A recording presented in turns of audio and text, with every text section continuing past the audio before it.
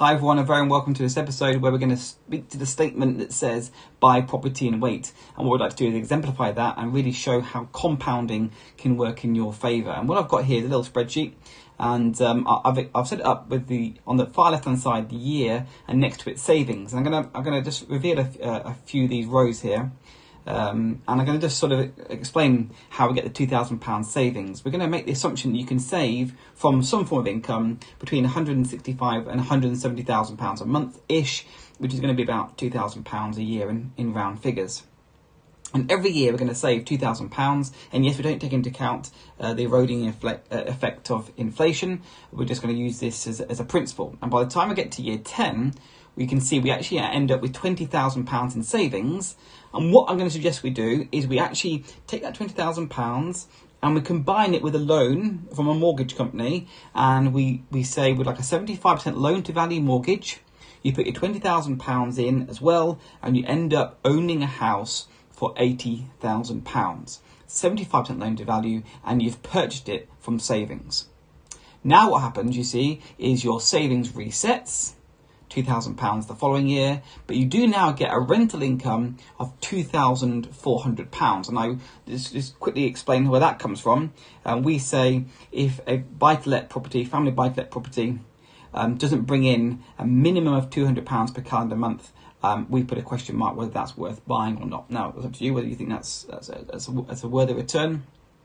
But for sake of argument, we're going to say it's £200 per calendar month, clear profit after all other expenses have been paid, which then of course is £2,400 in a year. And the other thing to notice is this £4,000 increase because the house has gone up by 5% per annum. And I've done capital appreciation episodes previously too. So on that basis, we continue with our savings and our property. And by the time we come to the 16th year, our savings have built up once more. We've now got £12,000 in savings, and we've got £14,400 in rental income. And we're making the assumption, yes, that we're not needing to spend any of our savings or any of our rental income. We're going to try and put all of it back in.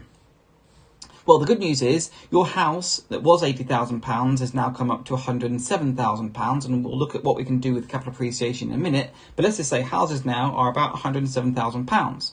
Well, the wonderful thing is, after 6 years, combined with your savings and your rent, you now have £26,400 that you can put down as a deposit. You can buy a house that's going to be £107,000. Assuming you can find an extra £350, you can now buy your second property. And the money has come from your savings and your rent from property number one. So now, after the 16th year, you're on 2 properties. And you start the clock on rental income on your second property and capital appreciation, as well as, of course, rental income coming in from your first property and capital appreciation continuing from your first property too, and your savings. So you're adding income streams. Now let's just keep going, because by the time we come down to the 19th year, we have now got from our first property an appreciation of £44,000. We bought it for 80, it's now worth 124. We've got £44,000 of gain. Well, the good news is we can refinance that. And again, I've touched on this in the mini-series. We can pull out 3/4, 75% of that gain, which means we can pull out £33,000. Well, the good news is we only need £31,000 and we can buy another house. House prices are now about £124,000 mark. To buy your third house at that price point, you only need a £31,000 deposit.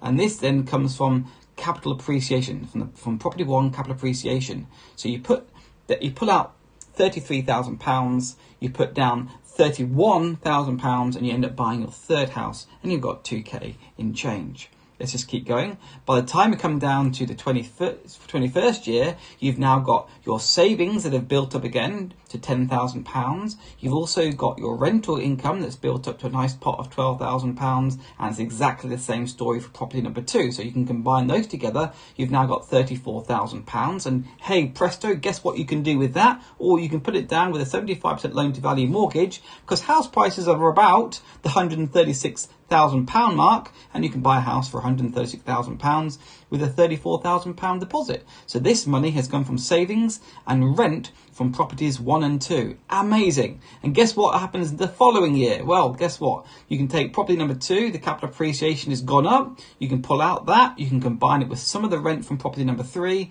That's going to give you a 25% deposit. And you can now buy a house for £142,800. And by the way, that's a little bit under what the average house price is at that point in time.